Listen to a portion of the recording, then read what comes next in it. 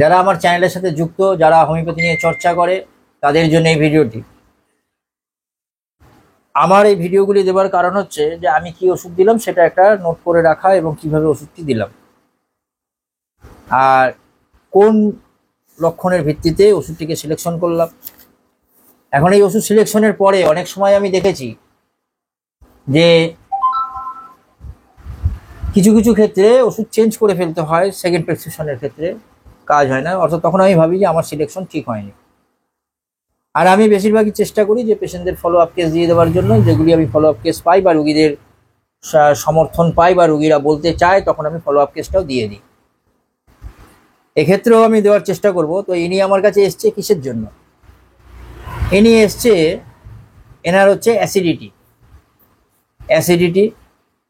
বয়স বেশি না, মাত্র 25 বছর বয়স, ঠিক বললাম তো? 25 বছর বয়স, একটু স্বল্পভাষী, খুব কম কথা বলছে, মানে ওনাকে প্রশ্ন করলে একটা করে উত্তর দেয়, আমি যা প্রশ্ন করব তার পরিপ্রেক্ষিতে খালি উত্তর দেবে। দিস ইজ দ্য সিমটমস, একটি লক্ষণ। বেশি কথা বলবে না, মানে অনেক রুগী এসে কি নিজের থেকে একদম গড় করে রোগের কথা বলে যায়, তাকে তো নাকি যে এসেই বসে তার রোগের কথা বলছে, আর এনাকে আমাকে বারবার জিজ্ঞাসা করতে হচ্ছে। অ্যাসিডিটি কখন হয়? বিকালবেলার দিকে, আর এই সন্ধ্যের পরের থেকে। কিন্তু এনার মূল সমস্যা হচ্ছে অ্যাসিডিটি যেরকম, তার সাথে হচ্ছে ওবেস, অর্থাৎ দিন দিন কি হচ্ছে, মোটা হয়ে যাচ্ছে, ফুলে যাচ্ছে, ওবেসিটি। তার সাথে রয়েছে ভার্টিগো, আর একটা বললো লস অফ এনার্জি, কোনো কাজ করতে ভালো লাগছে না, চুপচাপ বসে থাকতে ইচ্ছা করছে। আর তার সাথে হচ্ছে চোখে মানে দূরের জিনিস দেখতে পারে না। আর চুলকায় বললে না? হ্যাঁ, চোখ চুলকায়। কখন? ওইটা মানে কি সকালের দিকে। হ্যাঁ, সকালের দিকে। এই হয়েছে পেয়েছি। যদি পাস্ট হিস্ট্রি পাই, তাহলে পাস্ট হিস্ট্রিতে যেটা বললো সেটা হচ্ছে এনার পক্স হয়েছিল, তাই তো? পক্স হয়েছিল। এছাড়া ফ্যামিলি হিস্ট্রিতে বাবার সেরকম কিছু নেই, মার সেরকম কিছু নেই। এনার জল পিপাসা খুব নর্মাল, নর্মাল, খুব যে লেস বলা যাবে এরকম নয়, কারণ হচ্ছে যে উনি জল পানি যে করেন না এরকম নয়।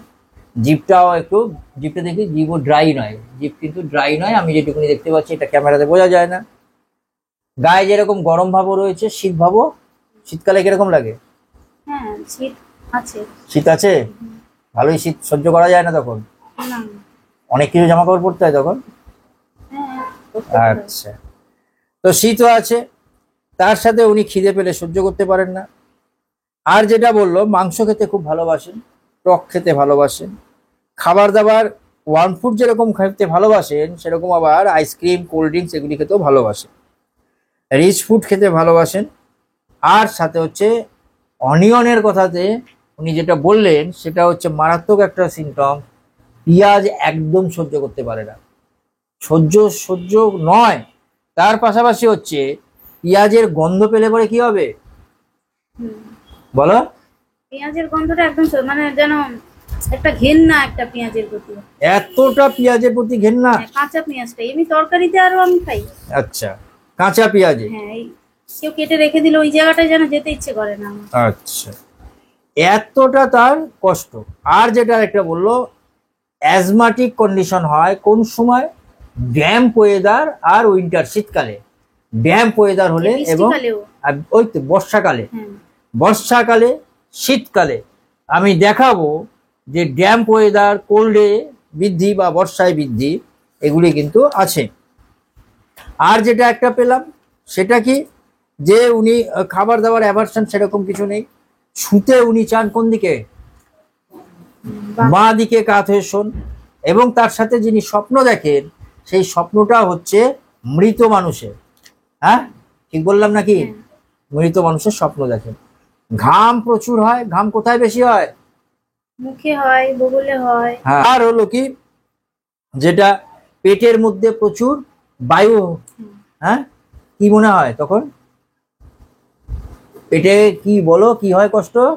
পেটে কি গ্যাস হলে মানে কি পেটটা যেন শক্ত হয়ে থাকে। আচ্ছা, এরকম। আর পেটের মধ্যে তখন ভুটভাট এই জিনিসগুলো হয়, মনে হয় যে পেটের মধ্যে কিছু একটা আছে এরকম। তুমি বলছিলে তো।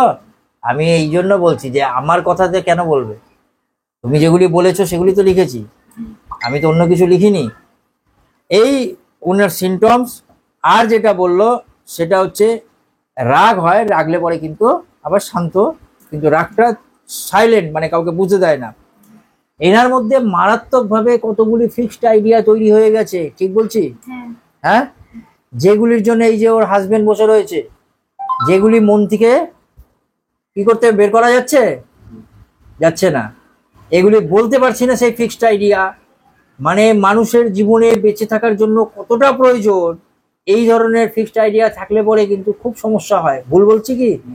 হ্যাঁ, তোমার মধ্যে এগুলি রয়েছে তো। মারাত্মক ভাবে ফিক্সড আইডিয়া, মারাত্মক ভাবে। এরকমও যদি আমরা কখনো বলি যে আমার বাড়ির লোক আমাকে রাখবে না, ছেড়ে দেবে, বা যেগুলি তৈরি হয়, এগুলি বলছি না ওনার ক্ষেত্রে, মানে এরকম ধরনের ফিক্সড আইডিয়া, বা পুরোনো দিনের কোনো ঘটনা মাথার মধ্যে এখনো চেপে রয়েছে, ফিক্সড আইডিয়া করে রেখেছে যে ওই জিনিস যদি আবার হতে পারে, আবার হবে, এরকম সেই ফিক্সড আইডিয়া কিন্তু মাথার মধ্যে সবসময়। আমি খুলে বলছি না। পাশাপাশি এনে যদি মানে কোনো কিছু মনে রাখতে পারছে না, কিরকম মনে রাখতে পারছে না বলতো? মোবাইলে কোথায় রেখে দিলে খুঁজে পাচ্ছি। আর মানে ছোটখাটো জিনিস আমি যদি কোনো জায়গায় রেখে দিই, ওটাও হ্যাঁ। মানে আমি ভুলে যাই সঙ্গে সঙ্গে। ছোটখাটো জিনিস মনে রাখতে পারছে না, ছোটখাটো জিনিসও মনে রাখতে পারছে না। আরেকটা জিনিস বললে কি, কাঁদলে পরে কি, হ্যাঁ, এই কান্নাকাটি করলে, অতিরিক্ত কান্নাকাটি করলে মানে শ্বাসকষ্টটা এসে যায় আমার। শ্বাসকষ্টটা এসে যায়। ওনার সব সময় মনে হয় যদি ঘরের মধ্যে অন্ধকার হয়ে যায়, তাহলে মনে হয় ঘরের মধ্যে কেউ, আচ্ছা, কি মনে হয়? মনে হচ্ছে যে কেউ একটা দাঁড়িয়ে আছে বা এরকম কেউ গেল, এরকম। এগুলি মনে হয়।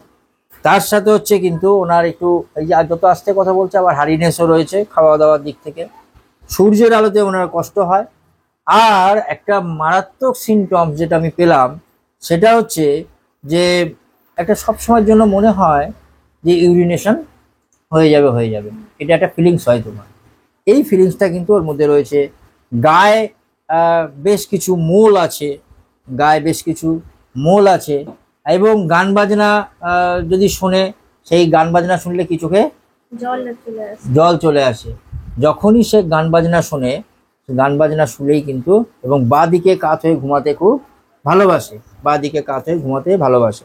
এই কথাগুলিকে আমি পেয়েছি। এর উপরে নির্ভর করে আমি ওকে আজকে যেটা প্রেসক্রিপশন করব, সেটা হচ্ছে আরেকটা জিনিস আমি বলতে ভুলে গেছিলাম, সেটা হচ্ছে ও লবণ খেতে খুব ভালোবাসে, লবণ খেতে ভালোবাসে। তো আমি যে সিমটমস গুলি পেয়েছি, আরেকটা জিনিস হচ্ছে এই যে পায়ে কিন্তু ক্র্যাক ধরে যায়, পায়ের পাতাতে ফেটে যায়, এটা কিন্তু আমরা পেয়েছি। এখন যদি দেখি যে ওষুধটি আমি কিন্তু টিঅক্সিডেন্টালিস দেবো, অর্থাৎ থুজা ওকে প্রেসক্রিপশন করব। এই যে যেটা প্রায়, সেটা হচ্ছে আমি দেখাচ্ছি থুজা অক্সিডেন্টালিস। এখানে রয়েছে খাদ্যদ্রব্যের গন্ধে বমি বা বমনেচ্ছা, লবণ খাইতে, বিশেষত কি হচ্ছে চা পেঁয়াজ একদম সহ্য হয় না, লেখা রয়েছে। লবণ খেতে খুব ভালোবাসে। আর যেটা আরেকটা পেলাম, যে এই যে রাত্রি 3টায় বৃদ্ধি বা দিবা 3টায় বৃদ্ধি, অর্থাৎ 3টের সময় ও নিজেই বলছে যে দুপুরবেলা খাওয়া দাওয়ার পরে অ্যাসিডিটিটা তৈরি হয় 3টের সময়। এই লক্ষণগুলি কিন্তু পেয়েছি। এর উপরে নির্ভর করেই আবার বলছি যে আমি যে লক্ষণগুলিকে বললাম, তার উপরে নির্ভর করে থুজা অক্সিডেন্টালিস দিলাম। আমি আশাবাদী যে পেশেন্ট ভালো থাকবে। তবে সমস্যাটা কোথায়, এর বাড়িতে নাকি প্রচুর হোমিওপ্যাথি ওষুধ আছে। হ্যাঁ, আছে তো, মানে ওই যে শুনেছে যেখান থেকে আমি যেটা বারণ করি, যখন যেটা মনে হয় একটা করে ওষুধ খেয়ে যায়, এটা করবেন না।